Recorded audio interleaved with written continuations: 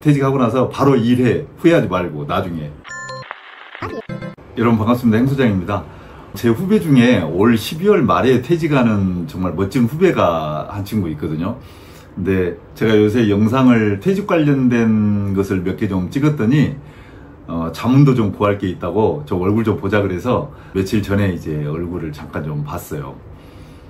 근데 이제 저한테 퇴직하면 어떻게 해야 되냐 그래서 제가 이제 계획이 어떠냐고 이제 물어봤거든요. 그랬더니 자기는 이제 퇴직하면 집사람하고 뭐 한 15일 정도 해외여행을 좀 갔다 온 다음에 그냥 뭐 특별하게 하는 일 없이 계획 없이 그냥 놀 생각이라고 그렇게 집사람하고 합의를 봤다고 그러더라고요. 이제 집사람이 뭐 다른 일을 조금 하고 있으면서 돈벌이를 좀 하고 있거든요. 그러니까 본인은 좀 여유가 있다고 생각을 아마 했던 것 같아요. 그러면서 특별한 계획은 없다.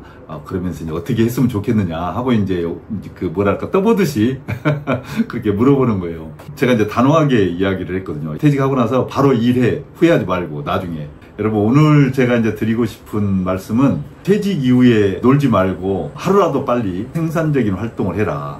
놀 생각 아예 하지 마라. 이런 주제로 제가 좀 단호하게 말씀을 좀 드리려고 합니다.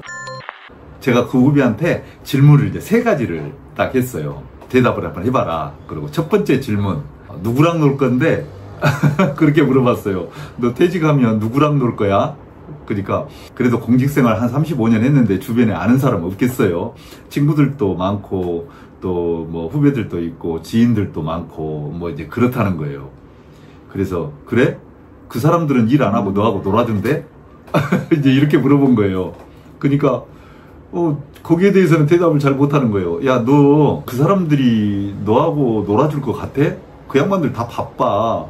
퇴직한 선배님들이나 퇴직한 네 동기들도 다 바빠.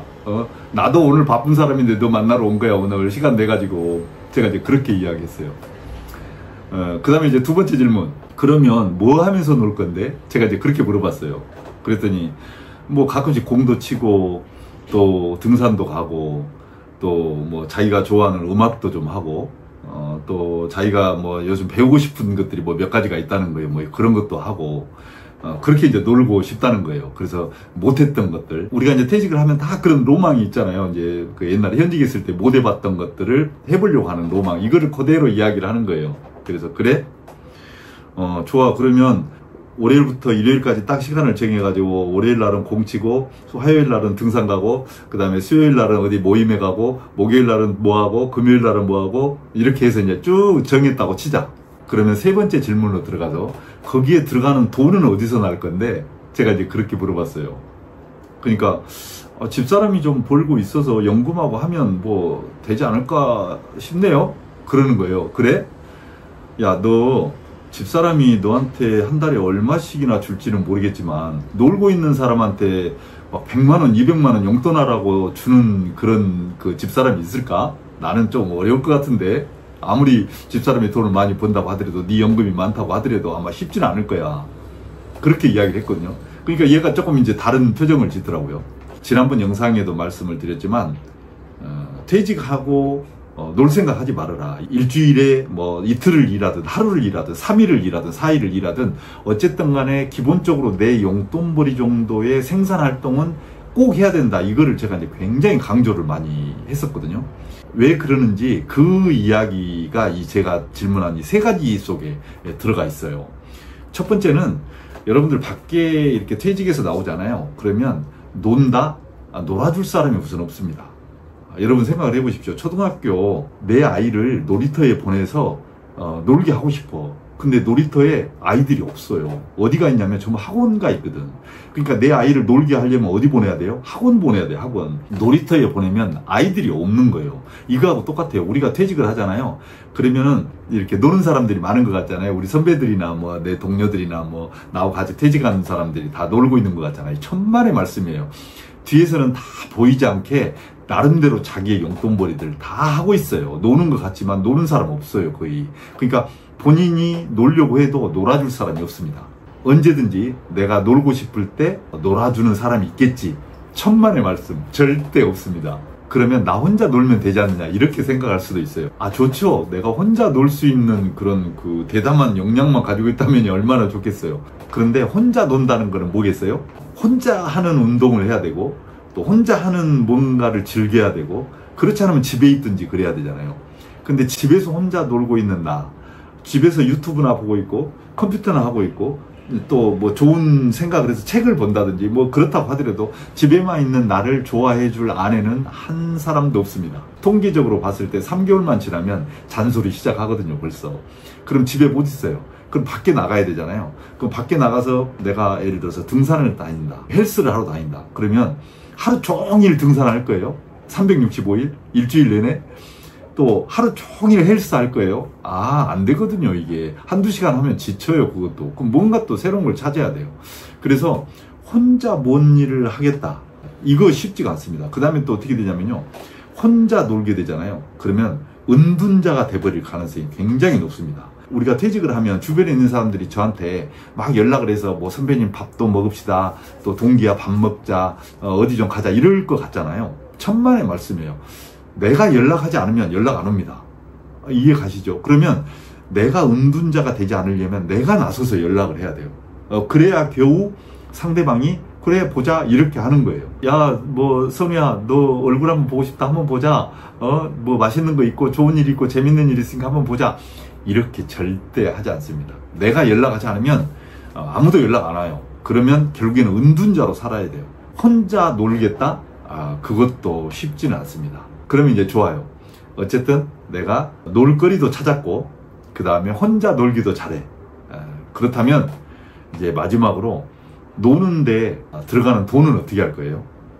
여러분 요새 아시죠? 그냥 한 발자국만 뛰면, 움직이면 돈이라는 거 아시죠? 뭐 차 기름값이 문제가 아니라 운동하려면 운동 비용 들어가죠. 또 나름대로 옷 사 입어야 되죠. 그 다음에 체면 유지하려면 차도 마셔야 되지, 밥도 먹어야 되지, 또 뭔가 또 하여간 새로운 무슨 뭐 이벤트도 해야 되지, 또 공치로 가면 내기도 해야 되지. 제가 이제 골프를 별로 좋아하지 않기 때문에 제가 직접 경험한 건 아닌데, 경험해본 선배님들 말에 의하면 그러더라고요. 골프 치다 보면 그늘집 가잖아요. 그늘집에 가면 음료수도 한잔 하게 되고, 시원하게 수박도 한 조각 먹게 되고, 참외도 한 조각 먹게 되고, 아이스크림도 이제 하나씩 먹게 되잖아요. 다 돈이잖아요. 근데 그거 2번만 안 사잖아요. 그러면 부킹을 그 다음부터는 안 불러준다는 거예요. 이해 가십니까?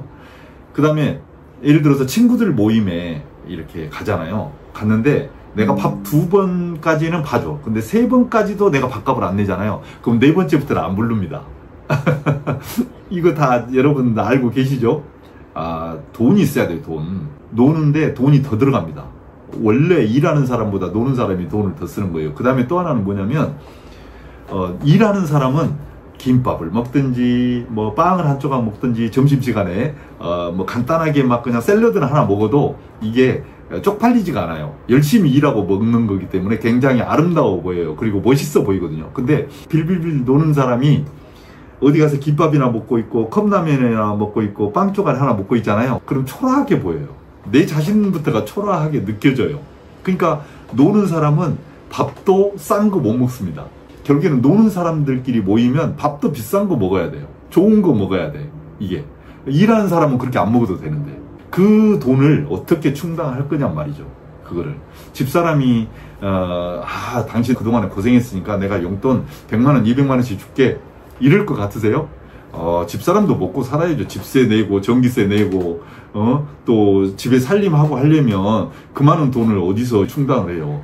남편한테 그걸 다 주면서까지 그거 쉽지 않습니다. 결국에는 우선 놀아줄 사람이 없습니다. 혼자 노는 것도 마땅치가 않아요. 그 다음에 잘못하면 은둔자 돼요. 은둔자 되면 정말 무기력해지거든요, 이게. 그 다음에 결국에는 내가 놀려면 돈이 있어야 돼요.